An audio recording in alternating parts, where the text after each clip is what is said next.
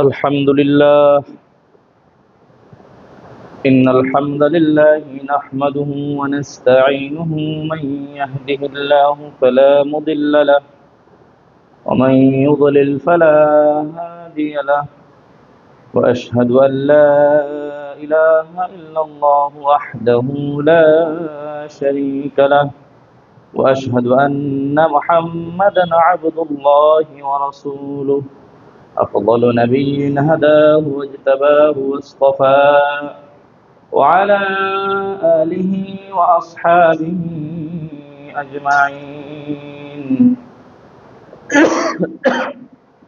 أما بعد يا أيها الذين آمنوا اتقوا الله حق تقاته ولا تموتن إلا وأنتم مسلمون أما بعد فإن أصدق الحديث كتاب الله وخير الهدي هدي محمد صلى الله عليه وسلم وشر الأمور محدثاتها وكل محدثة بدعة وكل بدعة ضلالة وكل ضلالة في النار أما بعد أعوذ بالله من الشيطان الرجيم بسم الله الرحمن الرحيم شهر رمضان الذي أنزل فيه القرآن هدى للناس وبينات من الهدى والفرقان أو كما قال يا أيها الذين آمنوا كتب عليكم الصيام كما كتب على الذين من قبلكم لعلكم تتقون إلى آخر الآية الحمد لله সমস্ত প্রশংসা সেই মহান রব্বুল আলামিনের প্রতি যে আল্লাহ সুবহানাহু ওয়া তাআলা আমাদেরকে অনুগ্রহ করে সুস্থ রেখে পবিত্র জুমার দিনে যথাসময়ে সুস্থ শরীরে মসজিদে আসার এবং খুতবা শ্রবণ করার তৌফিক দিয়েছেন। আমরা শুকরিয়া আদায় করি আলহামদুলিল্লাহ। আমরা আল্লাহ সুবহানাহু ওয়া তাআলার শুকরিয়া আদায় করে যে আল্লাহ সুবহানাহু ওয়া তাআলা তার বান্দা গোলাম হওয়া সত্ত্বেও তিনি আমাদেরকে ভালোবাসেন। আমরা আল্লাহ সুবহানাহু ওয়া তাআলার শুকরিয়া আদায় করতে হবে এই জন্য যে আল্লাহ সুবহানাহু ওয়া তাআলা মানুষকে সৃষ্টি করেছেন একমাত্র তার ইবাদত করার জন্য, কিন্তু প্রকৃতপক্ষে মানুষ যতটুকু নেকির কাজ করে তার থেকে অনেক অনেক বেশি গুনাহের কাজ করে। কিন্তু আল্লাহ সুবহানাহু ওয়া তাআলা মানুষের গুনাহকে বিভিন্ন অজুহাতে বিভিন্ন ওসিলায় ক্ষমা করে দেন এবং বিভিন্ন ওসিলা দিয়ে আল্লাহ সুবহানাহু ওয়া তাআলা মানুষের আমলকে বহু গুণে বৃদ্ধি করে দেন সুবহানাল্লাহ, যাতে তার আমল নামার মধ্যে গুনাহের পাল্লা ভারী না হয়ে যায়। আল্লাহ সুবহানাহু ওয়া তাআলার একান্ত দয়া এটা।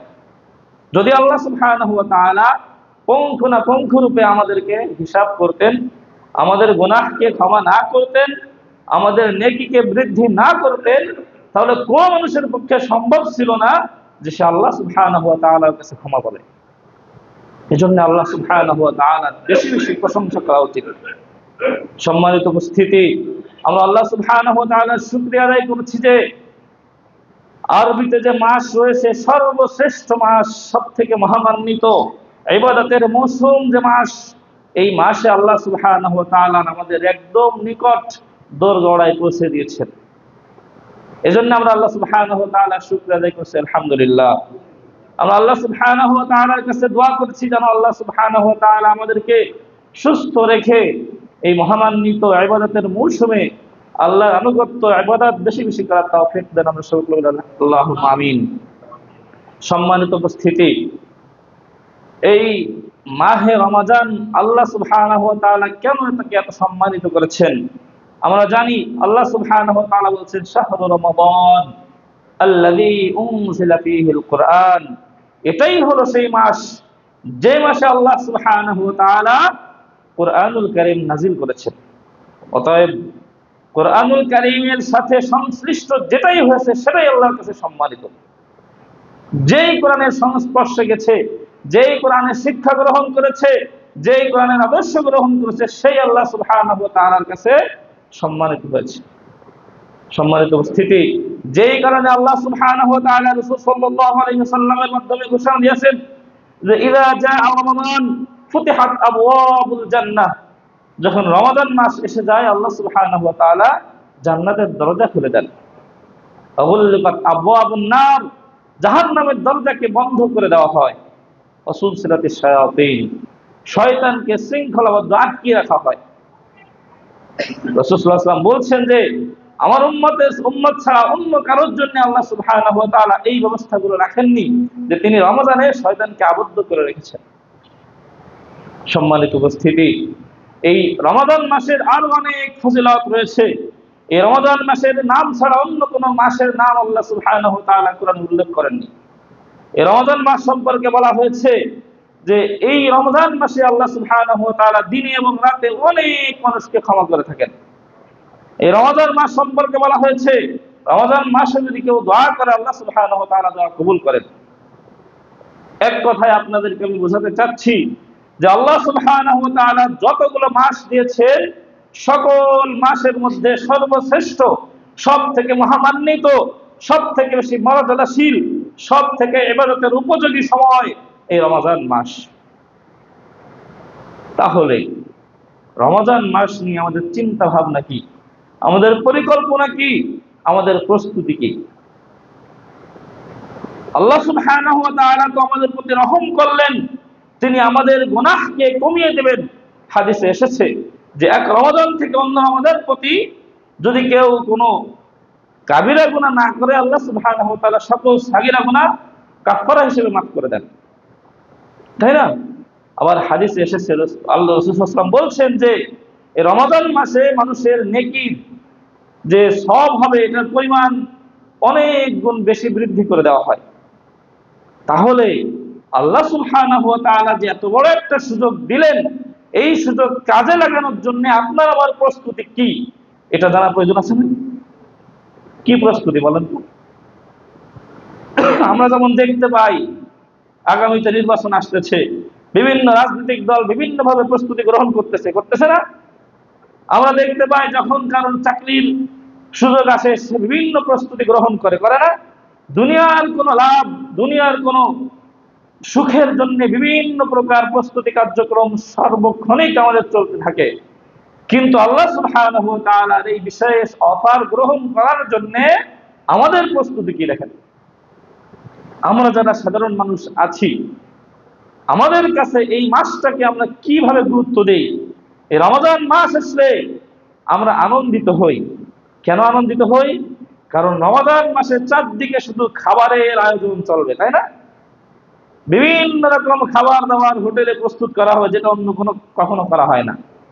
বাসা বাড়িতে বিভিন্ন প্রকারের খাবারের আয়োজন করা হবে, বিভিন্ন প্রকারের পানীয় ব্যবস্থা করা হবে, যেটা অন্য কোনো সময় করা হয় না। এইটা হচ্ছে আমাদের সাধারণ মানুষের প্রস্তুতি। আর ব্যবসায়ী ভাইদের প্রস্তুতি কি? রমজান মাস আসতেছে, কেনাকাটা বেশি হবে, মাল দোকানের যে পণ্য আছে এই পণ্য বেশি করে মজুত করতে হবে, এমন ভাবে দোকান সাজিয়ে তুলতে হবে যেন এলাকার সকল কাস্টমার আমার এখানে আসে, এবং পাশাপাশি দামটা একটু বাড়িয়ে দিতে হবে।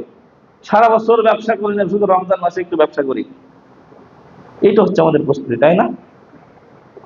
কিন্তু এটাই কি আমাদের মুমিনের পরিচয়? সম্মানিত উপস্থিতি, আমাদের ইতিহাস, ঐতিহ্য, সংস্কৃতি, আমাদের নীতি আদর্শকে একেবারেই ধ্বংস করে দেওয়া হয়েছে।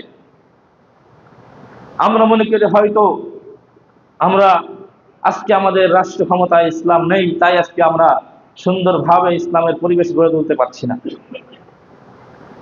এটা আপনার আমার একটা ভুল ধারণা। সম্মানিত উপস্থিতি, একটু ইতিহাস ফিরে দেখে আসি। যখন রোম সম্রাট মুসলিমদের সাথে কোনোভাবেই বিজয় অর্জন করতে পারছে না, মুসলিমরা দিন দিন একের পর এক দেশ বিজয় করে আস্তে আস্তে তারা সামনে এগিয়ে আসছে, কোনোভাবেই তাদেরকে দমিয়ে রাখা যাচ্ছে না, তখন তিনি গোয়েন্দা পাঠালেন সৌদির সেই আরবের বুকে যে মুসলিমদের কোনো সৈন্য সামর্থ্য নাই, আধুনিক কোনো যুদ্ধের প্রশিক্ষণ নাই, কোনো যুদ্ধের অস্ত্র তাদের ভালো নাই। তাদের ভুকা নাঙ্গা মুসলিম অসহায় দরিদ্র হওয়ার পরেও কেন তারা আজকে এই পৃথিবীর বুকে রাজত্ব গড়ে তুলছে? একের পর এক তারা কেন অগ্রসর হয়ে আসছে? তাদের সাথে কেন যুদ্ধে আমরা হেরে যাচ্ছি? বুঝতে পেরেছেন?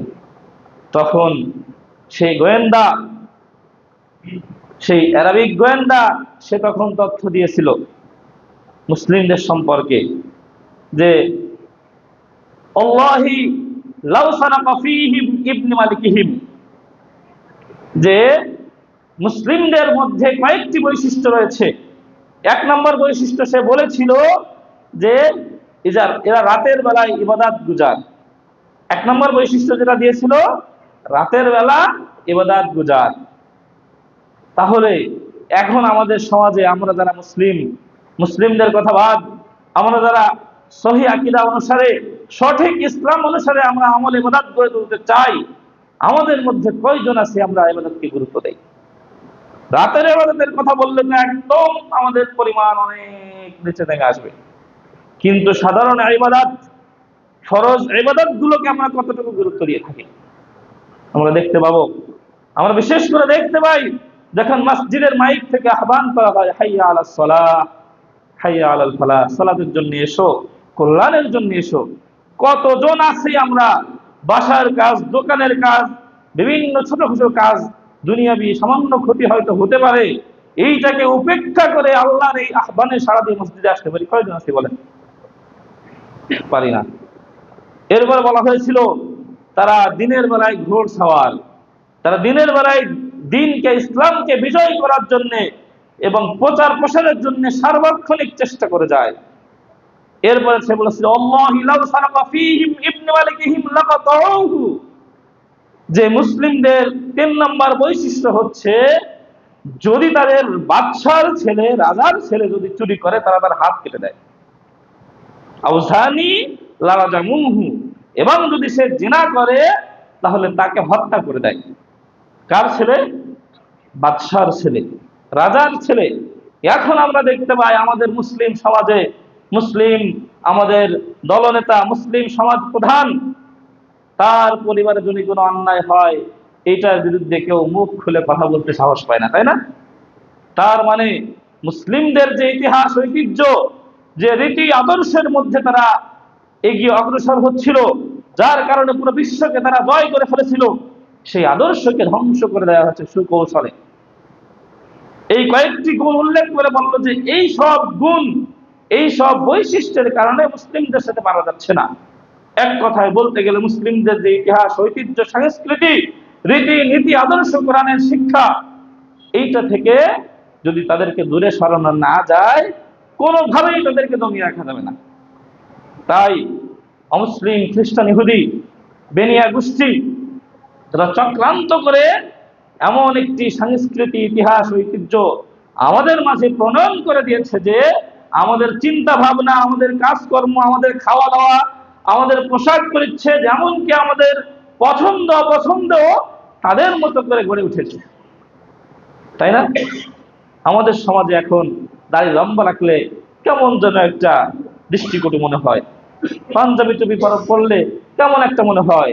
ভদ্র সমাজ, এলিট শ্রেণীর লোকজন এটাকে ভালো চোখে দেখে না, তাই না? তাহলে আমাদের ভালো লাগা, খারাপ লাগাটাও তাদের মত অনুযায়ী, তাদের রীতিনীতি, আদর্শ অনুযায়ী সুন্দরভাবে সাজিয়ে নিয়েছে, যার কারণে রমজান আসে, রমজান চলে যায়, আমাদের মধ্যে কোনো পরিবর্তন হয় না। এই যে আল্লাহ সুবহানাহু ওয়া তাআলা মুসলমানদের যে বৈশিষ্ট্যের কথা বলা হলো, তারা নীতি আদর্শের উপরে প্রতিষ্ঠিত ছিল।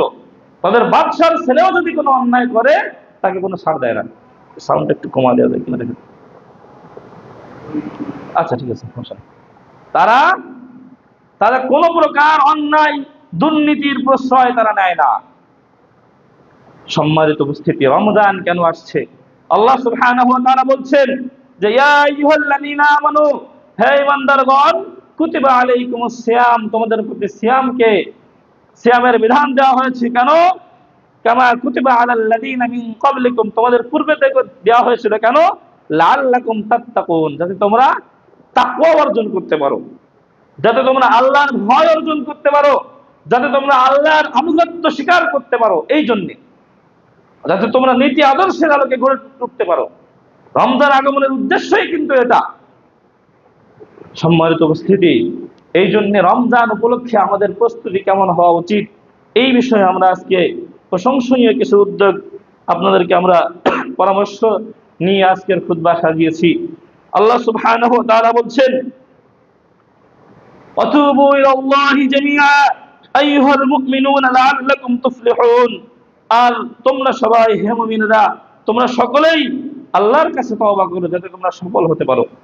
সম্মানিত উপস্থিতি, রমজানের প্রস্তুতি হিসেবে এক নম্বরে যে বিষয়টি আপনাকে গুরুত্ব দিতে হবে, আপনি যদি কোনো গুনাহের সাথে জড়িত থাকেন, কোনো গুনাহের কারণে যদি আপনি আল্লাহর কাছে আগে থেকেই অপরাধী হয়ে থাকেন, মানে কেউ একজনকে আপনি সাহায্য করার চেষ্টা করেছেন কিন্তু সে আগে থেকেই অপরাধী হয়ে আছে, তাকে কোনো সহযোগিতা করা যাবে? যে আল্লাহর কাছে আগে থেকেই বড় অপরাধী হিসেবে আল্লাহর কাছে আসামি হয়ে আছে, সে এই রমজান থেকে কিভাবে সে উপকৃত হতে পারে বলেন? এই জন্যে এই রমজানের প্রস্তুতি হিসেবে আপনি যদি কোনো গুনাহের সাথে জড়িত থাকেন, এখনই গুনাহ থেকে ছেড়ে দিতে হবে এবং সম্পূর্ণরূপে তাওবা করে আল্লাহর কাছে ফিরে আসতে হবে, আল্লাহর দিকে ফিরে আসতে হবে যে আমি এই গুনাহ করছি, আমার এই ভুল ত্রুটি আছে। নিজেকে নিজে নিয়ে ভেবে চিন্তে করে আপনার যত ভুল ত্রুটি আছে, গুনাহের সাথে আপনি সম্পৃক্ত আছেন, সেইগুলাকে ছেড়ে দিতে হবে। সম্মানিত উপস্থিতি, রাসূল সাল্লাল্লাহু আলাইহি ওয়াসাল্লাম বলছেন, আপনি আমি মনে করতে পারি আমাদের একটা ভ্রান্ত আকীদা আমাদের মধ্যে প্রতিষ্ঠিত হয়ে যাচ্ছে, সেটা হচ্ছে শয়তান আমাদেরকে এমন ভাবে ধোঁকা দিচ্ছে, আমরা মনে করছি আমরা সালাত আদায় করি, আমরা সিয়াম পালন করি, সমাজের সব থেকে ভালো মানুষ আমি সর্বদা ন্যায়ের পথে থাকার চেষ্টা করি, অতএব আমি আল্লাহর কাছে প্রিয় বান্দা, আমার কোনো গুনাহ নাই, আমার আল্লাহর কাছে ক্ষমা চাইতে হবে না। কিছুদিন আগে এক ব্যক্তির একটা কথা মিডিয়ায় ছড়িয়ে পড়েছিল, সে বলেছিল যে আমি আল্লাহর কাছে ক্ষমা চাই না, আমি আল্লাহর ইবাদত করি, আল্লাহকে আমি রব হিসেবে মানে সব কিছু ঠিক আছে, কিন্তু আমি আমার জীবনে কখনো গুনাহ করিনি। বুঝতে পেরেছেন?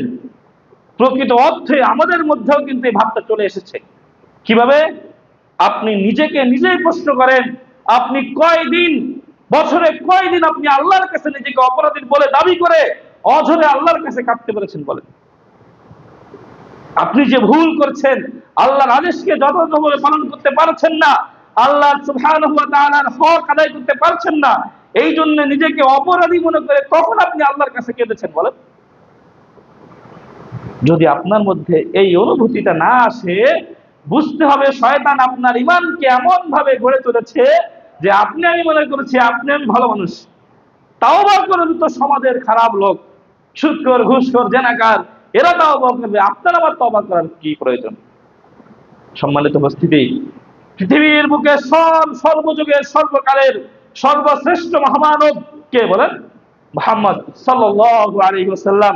তিনি কি বলছেন দেখেন, তিনি বলছেন, ইয়া আইয়ুহাল্লাযীনা আমানু তুবু ইলাল্লাহ, হে ইমানদারগণ তোমরা আল্লাহর কাছে তওবা করো, ফাইন্নী আতুবু ফিল ইয়াউমি ইলাইহি মিআতা মাররাহ, কেন না আমি প্রতিদিন 100 বার আল্লাহর কাছে ক্ষমা প্রার্থনা করি। কে বলছেন বলেন?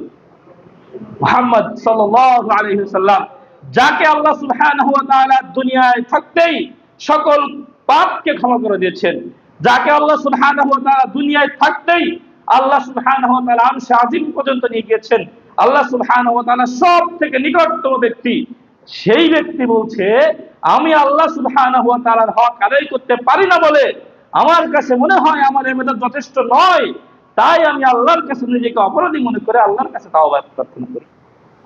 তাহলে আপনার আমার অবস্থা কোথায়?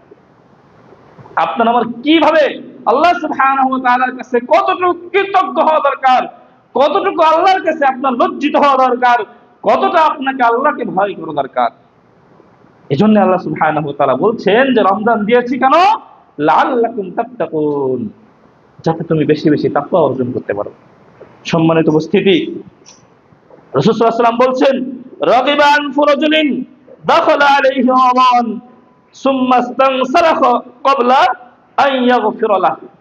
রাসূল সাল্লাল্লাহু আলাইহি ওয়াসাল্লাম বলছেন, রাগিবা আনফু রাজুলিন, সেই ব্যক্তির নাক ধুলায় দূষিত হোক। কার? অর্থাৎ কি? সেই ব্যক্তি অপমানিত হোক, লাঞ্ছিত হোক, ধ্বংস হোক। কোন ব্যক্তি? যেই ব্যক্তি রমাদান মাস পেল অথচ তার গুনাহকে ক্ষমা করাতে পারল না। বুঝতে পেরেছেন কথা? রাসূল সাল্লাল্লাহু আলাইহি ওয়াসাল্লাম বলছেন ওই ব্যক্তির ধ্বংস অনিবার্য। ধ্বংস মানেই কি? ধ্বংস মানেই জাহান্নাম, আর কোনো উপায় নেই। আল্লাহ রাসূল সাল্লাল্লাহু আলাইহি ওয়াসাল্লাম বলছেন ওই ব্যক্তি অবশ্যই জাহান্নামী হবে যে রমাদান মাস পেয়ে তার পূর্বের গুনাহের জন্য আল্লাহর কাছে কেঁদে কেঁদে তাওবা ইস্তেগফার করে বেশি বেশি ইবাদত করে আল্লাহ সন্তুষ্টি অর্জন করে নিজের গুনাহকে যে ক্ষমা করাতে পারেনি সে ধ্বংস হোক। কত বড় ধমকের কথা বলেন! কত বড়! রাসূল সাল্লাল্লাহু আলাইহি ওয়াসাল্লাম কতটা আক্ষেপ নিয়ে তিনি এই কথা বললেন। যেই নবী মুহাম্মদ সাল্লাল্লাহু আলাইহি ওয়াসাল্লামকে মেরে মেরে রক্তাক্ত করে দেওয়ার পরেও তিনি তায়েফবাসীর জন্য দোয়া করেছেন, আল্লাহ এরা বোঝে না, ক্ষমা করে দেন। সেই ব্যক্তি কি বলছেন? যে এই ব্যক্তি ধ্বংস হোক, এই ব্যক্তি অবশ্যই ধ্বংসপ্রাপ্ত হবে যে রমাদান পেল কিন্তু নিজের গুনাহকে ক্ষমা করতে পারল না। আপনার আমার প্রস্তুতি কি বলেন? সম্মানিত উপস্থিতি, আল্লাহ সুবহানাহু ওয়া তাআলার তিনটি নাম রয়েছে এই ক্ষমাশীল। এই ধরনের আল্লাহ সুবহানাহু ওয়া তাআলা তিনটি নাম গ্রহণ করেছেন। একটা নাম হচ্ছে আল গাফির, ক্ষমাশীল, যিনি ক্ষমা করেন। আরেকটি নাম হচ্ছে আল গফুর, যিনি সর্বদা ক্ষমা করেন।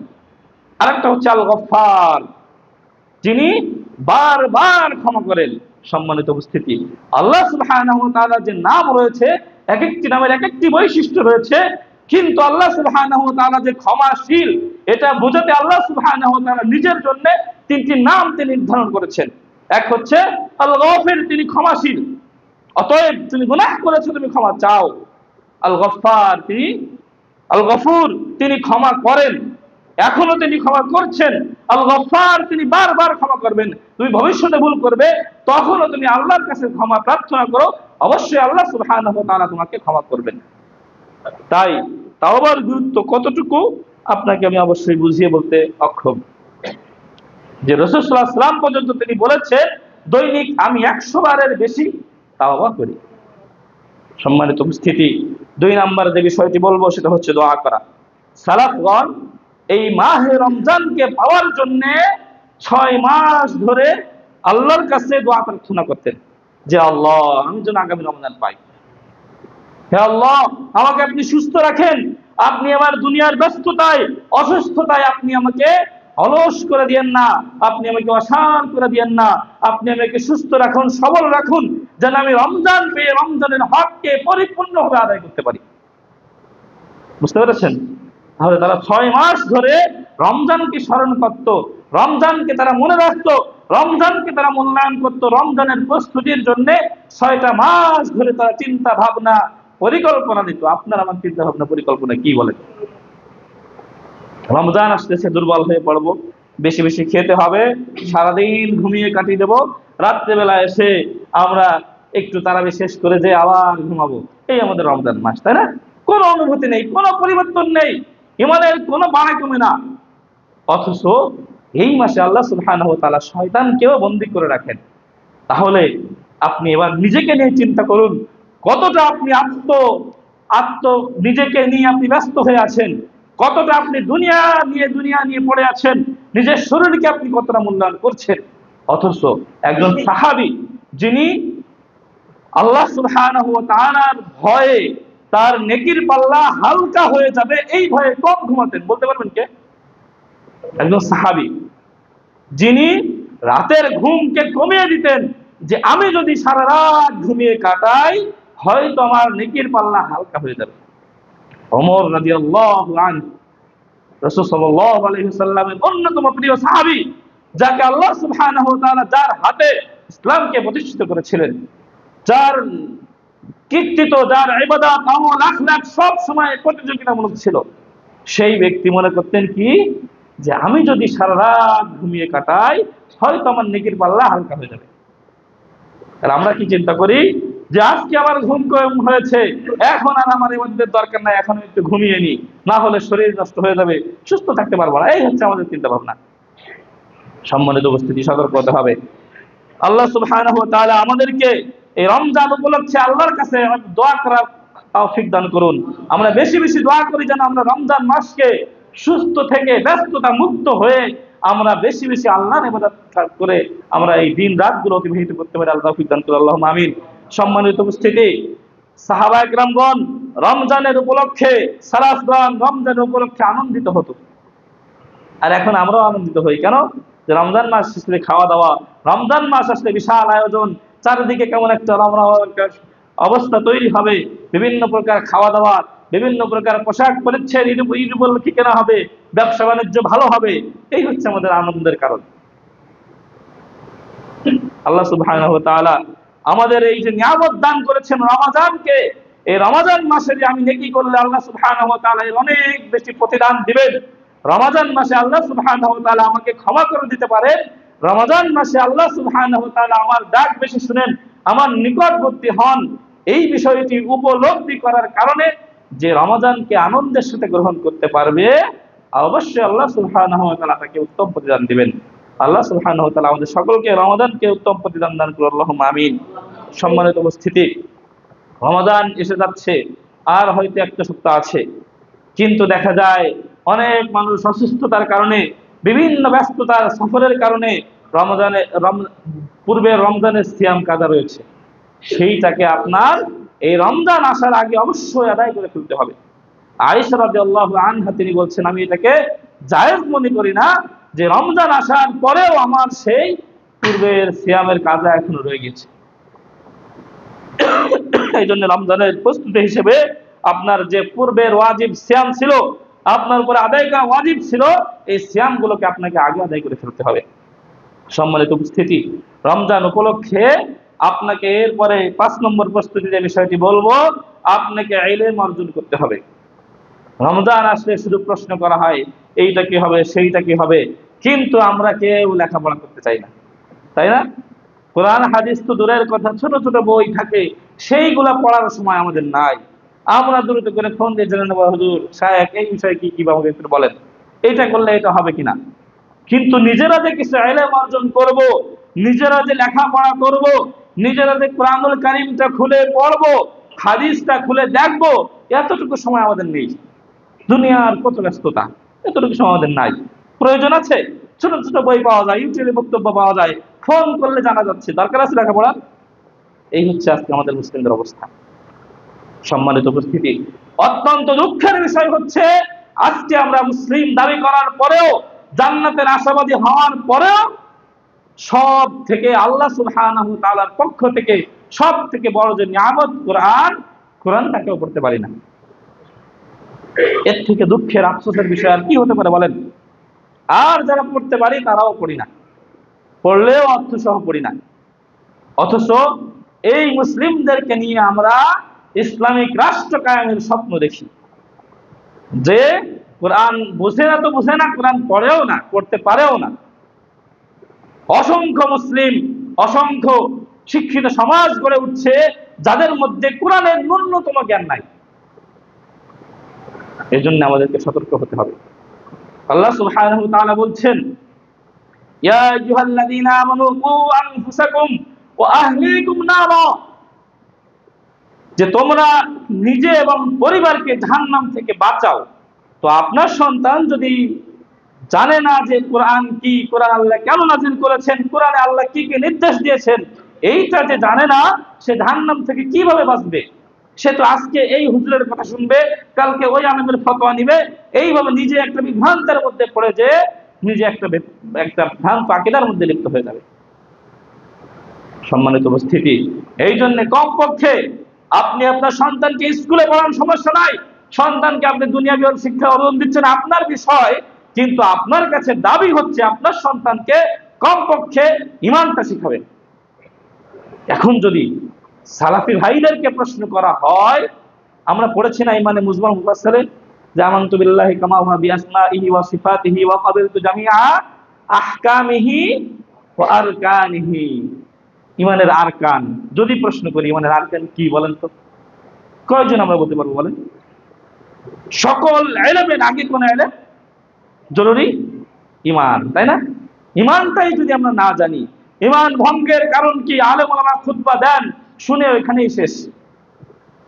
এটা নিয়ে আমাদের আর কোন চিন্তা ভাবনা নাই। ইমানের উসুল কি জানি না, প্রয়োজন নাই, তাই না? অথচ বিভিন্ন বিষয়ে মাসলা মাসাইল নিয়ে দ্বন্দ্ব ফাসাদ মারামারি বিভিন্ন আগ্রহ আমাদের মধ্যে দেখা যায়, কিন্তু ইমান নিয়ে আলোচনা লেখাপড়া গবেষণা একেবারেই নেই। দুঃখের বিষয় কি জানেন, আমাদের এই দেশ, যেই দেশে 90% বেশিও মুসলিম, সেই দেশে এখনো পর্যন্ত ইমানের বিষয়ে সুন্দর করে সাজিয়ে গুছিয়ে ভালো কোনো কিতাব এখনো পর্যন্ত লেখা হয়নি।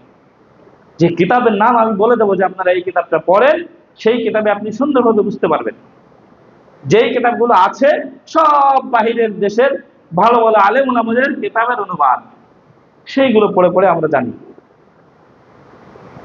এই জন্য আফসোসের বিষয় আর কি বলবো, আমাদের অধপতন, আমাদের বিভ্রান্ত হওয়ার পিছনে অন্যতম কারণ হচ্ছে আমরা দিন শিক্ষার ক্ষেত্রে কোনো গুরুত্ব দেই না। এই আলেমের থেকে একটু বক্তব্য শুনি, ওইখানে একটা বক্তব্য শুনেছি, অমুক আলেম এই ফতোয়া দিয়েছে, এইটা নিয়ে আমরা শুনি, এটা নিয়ে আমাদের দ্বন্দ্ব ফাসাদ তৈরি হয়ে যায়। কিন্তু যে নিয়ম মাফিক দিন শিখতে হবে, জানতে হবে, বুঝতে হবে, এইরকম কোনো চিন্তা চেতনা আগ্রহ, কোনো কার্যকরী কোনো পদক্ষেপ আমাদের মধ্যে নাই। যার কারণে আমরা বিভিন্ন সমস্যায় পড়ে থাকি। যার কারণে রমজান মাসে কি করতে হবে, কোন কোন বিষয়ের কারণে রমজান সিয়াম ভঙ্গ হয়ে যাবে, কখন আমি সিয়াম ছাড়তে পারবো, কখন ইফতারি করতে হবে, কেন ইফতারি আগে বলা হয়, তারাবি কয় রাকাত, এই সমস্ত বিষয় নিয়ে আমাদের মধ্যে দ্বন্দ্ব ফাসাদ লেগেই থাকে। এই জন্য আপনি আপনার নিজেকে রমজানের প্রস্তুতির জন্য উদ্যোগ নেবেন যে রমাদান বিষয়ে যত মাসলা মাসাইল, যত আল্লাহ সুবহানাহু ওয়া তাআলার আদেশ রয়েছে, হাদিস রয়েছে, বিষয়গুলো অধ্যয়নের মাধ্যমে আপনি সুন্দরভাবে রমজানের হক ফজিলাত পাওয়ার জন্য পূর্ব প্রস্তুতি নেবেন, যাতে রমজান মাসকে আপনি ভালোভাবে ইবাদত করে জেনে বুঝে আপনি রমজান মাসের হক আদায় করতে পারেন। আল্লাহ সুবহানাহু ওয়া তাআলা আমাদের তৌফিক দান করুন, আল্লাহুম্মা আমিন। সম্মানিত উপস্থিতি, রমাদান মাসে আপনাকে ব্যস্ত রাখতে পারে, রমাদান মাসে আপনার বিভিন্ন সমস্যা তৈরি হতে পারে। এই রকম যদি কোনো কাজ আপনার থেকে থাকে, আপনার সামনে দেখা যাচ্ছে আপনার ঘরের অবস্থা খারাপ, রমজান মাসে যদি ঘর ভেঙে যায়, রমজান মাসে যদি আপনার বিল্ডিং এর কাজ করাইতে হয়, রমজান মাসে যদি আপনার পাসপোর্ট নিয়ে দৌড়াদৌড়ি করতে হয়, আপনি ইবাদত করতে পারবেন না। এরকম যদি কোনো ব্যস্ততা আপনার থেকে থাকে যেটা আপনার রমজানের ইবাদতে বাধা হতে পারে, সেই রকম কাজগুলো রমজান আসার আগেই আপনাকে ভালোভাবে শেষ করে দিতে হবে, যাতে রমজানে আপনার ইবাদতে কোনো বাধা সৃষ্টি না হয়। সম্মানিত উপস্থিতি, 7 নাম্বার হচ্ছে পরিবার পরিজন যারা আছে তাদেরকে রমজান মাসের গুরুত্ব, তাৎপর্য, রমজান মাসের বিষয়ে আপনাকে জানাতে হবে, বোঝাতে হবে, এবং তাদেরকে সাথে নিয়ে আপনার এই রমজান মাসের ইবাদতগুলো একসাথে আদায় করার চেষ্টা করতে হবে।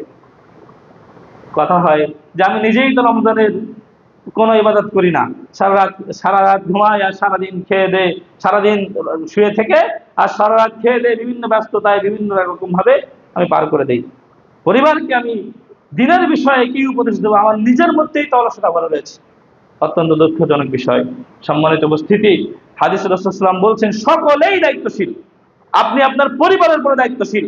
পরিবার কোন দিকে যাচ্ছে, কি করছে, কেন করছে, এই বিষয়ে আপনাকে অবশ্যই আল্লাহ সুবহানাহু ওয়া তাআলা জিজ্ঞাসা করবেন। আপনাকে তাদের ব্যাপারে জবাবদিহিতা আল্লাহর কাছে করতে হবে। এই জন্য আপনাকে অবশ্যই সচেতন হতে হবে। শুধু দুনিয়াবী উপকারের জন্য আপনি পড়ে থাকেন না। সন্তান কি খাবে এই চিন্তা পেরেশানিতে আপনি 10 তলা বিল্ডিং করেছেন, ব্যাংকে কোটি কোটি টাকা অর্জন করেছেন, কিন্তু এটা আপনার সন্তানের জন্য বিন্দু পরিমাণ কিয়ামতের মাঠে কোনো উপকারে আসবে না। এই জন্য আপনার পরিবারকে সময় দিন, সন্তানকে আপনি সময় দিন, দিন শিক্ষা দিন, তাকে নিয়ে আপনি সাথে নিয়ে ইবাদতে মগ্ন হন। আজকে আমাদের পরিবার, আমাদের যুব সমাজ ধ্বংসের অন্যতম কারণ হচ্ছে বাবাকে ভয় পায়, এত ভয় পায় যে বাবার কাছে নিজের সমস্যার কথা উল্লেখ করতে সাহস পায় না। পরামর্শ নেয় পাড়ার ভণ্ড, পাড়ার যে উচ্ছৃঙ্খল বা তার বয়সী সমবয়সী কোনো বন্ধুর থেকে, যার কারণে তারা বিভিন্ন প্রকার ভুলের মধ্যে লিপ্ত হয়ে যায়। পরিবারের কাছে বা বাবা তার কাছে একটা আতঙ্কের বিষয়, কিন্তু আপনি আপনার সন্তানকে, আপনার পরিবারকে যদি আপনি সময় না দেন, তারা যদি বিপদে চলে যায়, তারাও আপনার কিয়ামতের দিন বিপদের কারণ হয়ে দাঁড়াবে। সম্মানিত উপস্থিতি, এই জন্য আপনি আপনার পরিবার বর্গ যারা আছে তাদেরকে সাথে নিয়ে রমজানের তাৎপর্য, রমজানের গুরুত্ব মহত্ব বুঝিয়ে সাথে নিয়ে আপনি তাদেরকে নিয়ে ইবাদত মগ্ন থাকবেন। আল্লাহ আমাদের তৌফিক দান করুন, আল্লাহুম্মা আমিন। কিছু বই, কিছু কিতাব আপনি রমজান উপলক্ষে সংগ্রহ করবেন, মসজিদে হোক, বাড়িতে হোক, যেখানে হোক। আজকাল তো আমাদের বাড়িগুলো কবর হয়ে গেছে, রাসূল সাল্লাল্লাহু আলাইহি ওয়াসাল্লাম নিষেধ করেছিলেন তোমরা বাড়িকে কবরের উপর রূপান্তর করো না। আমাদের বাড়িতে কোনো সালাত আদায়ের ব্যবস্থা নাই। সাহাবায়ে কেরামগণের বাড়িতে রাসূল সাল্লাল্লাহু আলাইহি ওয়াসাল্লাম যখন যেতেন বলতেন তোমার সালাতের ঘর কোনটা, সেইখানে দেখিয়ে দাও আমি একটু সালাত আদায় করি। আর এখন আমাদের সমাজে সালাতের কোনো ঘর নাই, সালাতের জন্য তেমন কোনো ব্যবস্থাও নাই। আমরা রাতের সালাত আর কি আদায় করব?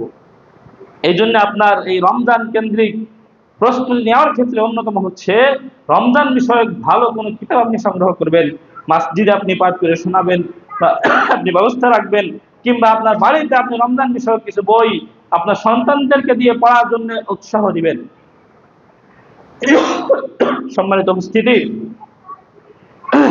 রমজান মাসের প্রস্তুতির জন্য রাসূল সাল্লাল্লাহু আলাইহি ওয়াসাল্লাম সব থেকে বেশি সিয়াম পালন করতেন এই শাবান মাসে।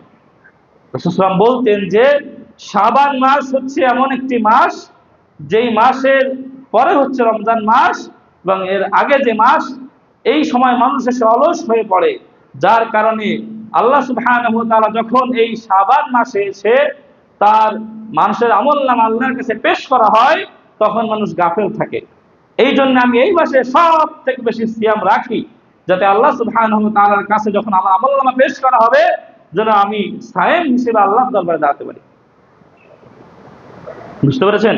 রাসূল সাল্লাল্লাহু আলাইহি ওয়াসাল্লাম আয়েশা রাদিয়াল্লাহু আনহা বলছেন যে রাসূল সাল্লাল্লাহু আলাইহি ওয়াসাল্লাম যখন রোজা রাখতেন শুধু একটা রাখতেই থাকতেন, আমরা মনে করতাম মনে হয় সারা মাস রোজা রেখে দেবে, এরপরে আবার তিনি রোজা রাখা বাদ দিয়ে দিতেন, আবার তিনি এমন ভাবে বাদ দিতেন যে মনে হয় আর রাখবেন না। কিন্তু সব থেকে বেশি সিয়াম রাখতেন হচ্ছে এই শাবান মাসে। এজন্য আমরা রমজান মাসে প্রথম প্রথম রোজা রাখতে যে অবস্থা কাহিল হয়ে যায়, অসুস্থ হয়ে যায়, আর কারণ কি আগে পরে সিয়াম আমরা রাখি না। মাসিক সিয়াম, যে আইয়ামে বীজের সিয়াম বা সাপ্তাহিক সোম বৃহস্পতিবারের সিয়াম, এগুলো তো আমরা রাখি না। এই মানে শাবান মাসকে উপলক্ষে করে আমরা সিয়াম রাখি না, যার জন্য আমাদের এই কষ্টটা হয়ে যায়। এজন্য আমরা রমজান মাসের উপলক্ষ করে আমরা আগে থেকে কিছু সিয়াম রেখে আমাদের প্রস্তুতি গ্রহণ করবো। আল্লাহ আমাদের তৌফিক দান করুন, আল্লাহুম্মা আমিন। আমরা রমজান মাসে বেশি এই শাবান মাসে কোরআন তেলাওয়াত করব। সাহাবায়ে কেরামগণ বলতেন যে শাবান মাস হচ্ছে ফসলের শেষ দেওয়ার মাস, আর ফসল তোলার মাস হচ্ছে রমজান। আল্লাহ সুবহানাহু ওয়া তাআলা আমাদের বিষয়কে বোঝার তৌফিক দান করুন, আল্লাহুম্মা আমিন। আল্লাহ সুবহানাহু ওয়া তাআলা আমাদেরকে রমজানকে মূল্যায়ন করার তৌফিক দান করুন, আল্লাহুম্মা আমিন। আল্লাহ সুবহানাহু ওয়া তাআলা এই রমজানে আমাদেরকে আমাদের গুনাহগাতাকে সম্পূর্ণরূপে ধুয়ে মুছে একেবারে সাফ করে আমাদেরকে পূর্ণ মুমিন খাঁটি ঈমানদার হিসেবে আল্লাহ কবুল করুন, আল্লাহুম্মা আমিন। আল্লাহ সুবহানাহু ওয়া তাআলা আমাদেরকে ক্ষমা করুন, আল্লাহুম্মা আমিন। সুবহান রাব্বিকা রাব্বিল ইজ্জাতি আম্মা ইয়াসিফুন ওয়া সালামুন আলাল মুরসালিন, আলহামদুলিল্লাহি রাব্বিল আলামিন।